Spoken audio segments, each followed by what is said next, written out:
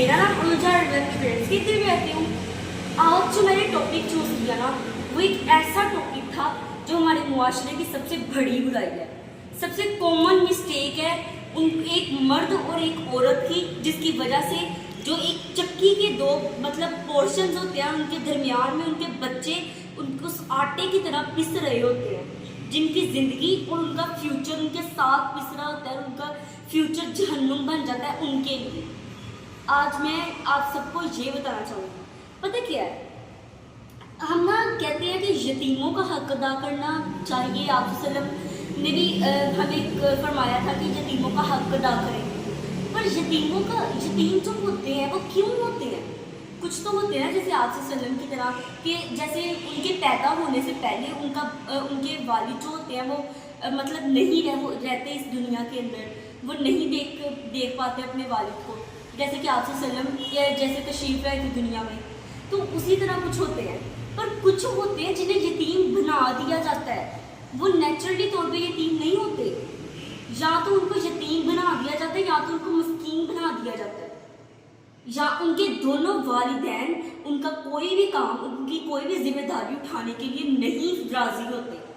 किस वजह से? या तो उनके माँ बाप जो होते हैं उनकी पैदाइश के ऊपर राज़ी नहीं होते, उनके माँ बाप उन्हें ऑर्फन एज में छोड़ आते हैं, या तो उनके पेरेंट्स जो होते हैं उनके लड़ाई झगड़े, उनके मसले, उनकी अना इतनी बढ़ जाती है कि दोनों डिवोर्स ले लेते हैं और अपने बच्चों को उनका फ्यूचर ज़ाया कर देते हैं, जैसे उन्होंने अपना फ्यूचर ज़ाया कर लिया, गलत जगह के ऊपर शादी कर दी। और पता क्या है, हमारे जो सर है ना, उन्होंने बताया, वो ना इमाम मस्जिद है, उन्होंने बताया हमें ना एक किस्सा सुनाया। आज जैसे कि जुम्मा था, तो जुम्मा है, उन्होंने ना जुम्मे के वाले दिन हम ये होता है कि हमारी ना बुक के सिलेबस के हिसाब से ना हमने हर जुम्मे को ना एक हदीस पढ़नी होती है, नहीं, तो उन्होंने आज हमें ना मिसाल दी।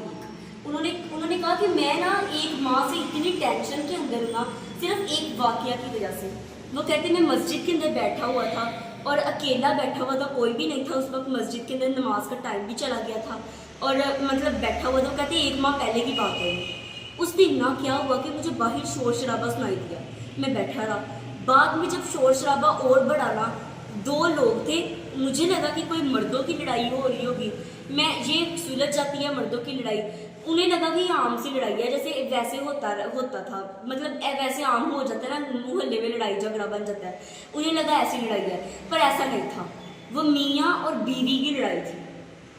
पहले खामन जो था उसकी अना इतनी बढ़ चुकी थी कि उसने बीवी को गालियाँ देना शुरू कर दी, इतनी गालियाँ दी कि बीवी से भी उसकी ज़ुबान पे कंट्रोल नहीं हुआ, और क्या हुआ कि बीवी ने भी आगे से गालियाँ देना शुरू कर दी,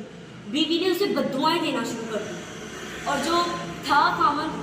उसका भी गुस्सा आगे से बढ़ गया। जब खामन का गुस्सा बढ़ा, उसने और उसके साथ बदतमीजी की और बीवी का गुस्सा टॉप क्लास के ऊपर चला गया। बीवी जनाब ने क्या किया, और आगे से बातें सुनाई और लड़ाई झगड़ा खड़ा किया, दोनों की गुस्सा आग तैश इख्तियार कर गया, मतलब जैसे जहन्नुम के बारे में कहा जाता है ना, वैसे का उनका गुस्सा हो गया। और क्या हुआ कि उनके उधर खामन ने खड़े खड़े अपनी बीवी को तलाक दे दी, उस जगह के ऊपर मस्जिद के बिल्कुल सामने खड़े होकर अपनी बीवी को ऐसे डिवोर्स दे दी, और पूरे मोहल्ले वालों ने देखा उन्हें। और उनकी क्या थी,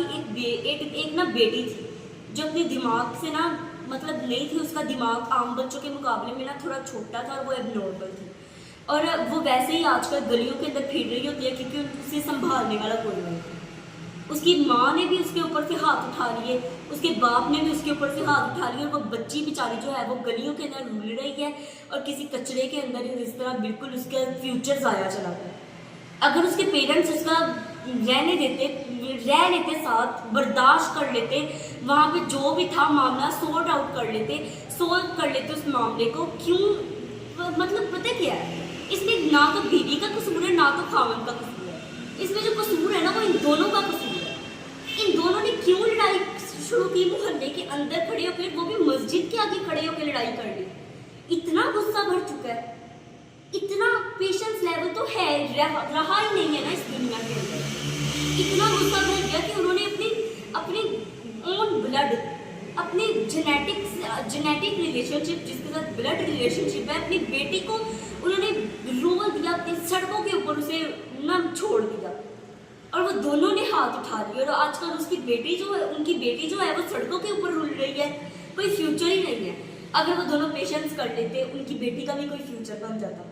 उनकी बेटी भी थोड़ा सा वो हो जाती, चाहे उसका दिमाग आम बच्चों के मुकाबले में थोड़ा छोटा था, पर वो काम तो कर सकती थी ना, है तो वो भी आम इंसान ही थी ना, उसका भी कोई फ्यूचर बन सकता था ना। बाज़ औक़ात बीवियाँ जो होती हैं वो उनका इतना हो जाता है कि वो अपनी इतना ऐसे लड़ाई इख्तियार कर देती हैं, इतना जो है वो मैस क्रिएट कर लेती हैं कि क्या होता है कि उनकी लड़ाई की वजह से बाज़ औक़ात उनका घर तबाह हो जाता है, वो खुद बेवा बन जाती है अपनी हरकतों की वजह से। और बाज़ औक़ात मर्द अपनी हरकतों की वजह से इतना स्ट्रेस में आ जाता है, अपनी हरकतों की वजह से अपने आप को स्ट्रेस में खुद ही रखना शुरू कर देता है और वो अपनी बीवी को बेवा बना देता है। मतलब ये कि वो अपनी जान दे देता है, किस वजह से? सिर्फ अपनी हरकतों की वजह से, अपने काले कारनामों की वजह से। पता क्या है, बाज़ औक़ात ये भी होता है कि जो दो मियाँ बीवी है ना, वो इस वजह से भी नहीं रह पाते क्योंकि वो अपनी मर्जी से खुद अपना रिश्ता तय करते हैं। आजकल ना ये होता है कि हम अपनी मर्जी से खुद तो अपना रिलेशनशिप बना लेते हैं, शादी भी कर लेते हैं, पर बाद में क्या होता है, आगे जाके हमें उसके नुकसानात नहीं पता होते। अगर हम वही जो है बात, वही मामला अपने पेरेंट्स के ऊपर छोड़ दें या किसी बड़ों के ऊपर छोड़ दें, तो फिर क्या होगा? पेरेंट्स को हमसे ज़्यादा तजुर्बा है इस दुनिया का, वो हमें कोई अच्छा ही, हमारे लिए कुछ अच्छा ही चाहेंगे ना, वो हमें कोई अच्छा रिलेशनशिप बना देंगे, कोई अच्छा हमारा तय कर देंगे। हमारी लाइफ तो नहीं ना स्पॉइल होगी, और साथ में हमसे आगे पैदा होने वाले लोगों की लाइफ तो नहीं ना स्पॉइल होगी। हम अपना भी फ्यूचर स्पॉइल कर लेते हैं और अगले पैदा होने वाले को भी फ्यूचर स्पॉइल कर लेते हैं। हम सब कुछ हम क्यों अपने आप को इतना समझते हैं कि हम ही सब कुछ कर लेंगे? पहले तो बड़ा ही हमें ना, पता क्या है, कहते हैं कि हर चमकती चीज़ ना सोना नहीं होती, तो बिल्कुल पहले हर चीज़ के अंदर इंटरेस्ट आता है, बाद में वही चीज़ हमें जहर लगना शुरू हो जाती है, आहिस्ता आहिस्ता वही हम उसी चीज़ को हम अपनी जान के दुश्मन बना लेते हैं। तो फिर अगर वही मामला अगर हम अपने पेरेंट्स पे छोड़ दें तो वो हमारे लिए कुछ अच्छा ही सोचेंगे ना, तो क्यों हम पहले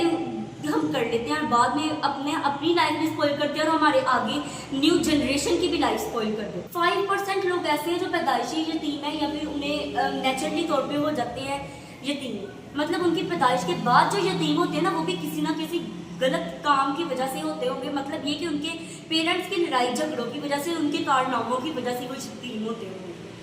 पर जो 5% है ना, वो सिर्फ वही है जो नेचुरली यतीम है, और बाकी जो है वो सिर्फ और सिर्फ ये पेरेंट्स की वजह से है। पेरेंट्स प्लीज कोऑपरेट करें, अपनी लाइफ तो आप लोगों ने स्पॉइल कर लिया, क्यों अगली न्यू जनरेशन की लाइफ स्पॉइल कर रहे हैं आप सब पेरेंट्स ने घुट के जीना जी रहे, पर क्यों अपने बच्चों की लाइफ स्पॉइल कर रहे हैं उस लड़की की तरह जो आजकल सड़कों के ऊपर फिर रही है, ना तो उसे संभालने वाली उसकी माँ है और ना तो उसे संभालने वाला उसका बाप है। दोनों ने उसके ऊपर से अपने हाथ उठा लिया, दोनों ही उसे कचरे के अंदर छोड़ गए हैं, और वो बेचारी की ना इतनी सेंस है कि वो खुद कमा सके, ना उसका ये है कि वो कुछ कर ले। अब तो आज का मेरा बस यही टॉपिक था, एक बहुत बड़ी मुआशरे की बुराई है, तो प्लीज़ इसको थोड़ा सा सोचें और अपने दिमाग, अपनी अक्लों के ऊपर से जो पट्टी बंधी हुई है ना आपकी अक्लों के ऊपर से, उसे खोल लें और अपनी अक्लों के पर्दों को उठा दें, दिमाग के ऊपर पड़ी हुई धूल को झाड़ लें और अपनी आंखों को खोल लें, ताकि आप सबकी वजह से ना अगली जनरेशन और किसी और की लाइफ स्पॉइल ना हो सके। तो थोड़ा सा पेशेंस अपने अंदर बनाए रखें। आज का मेरा यही टॉपिक था,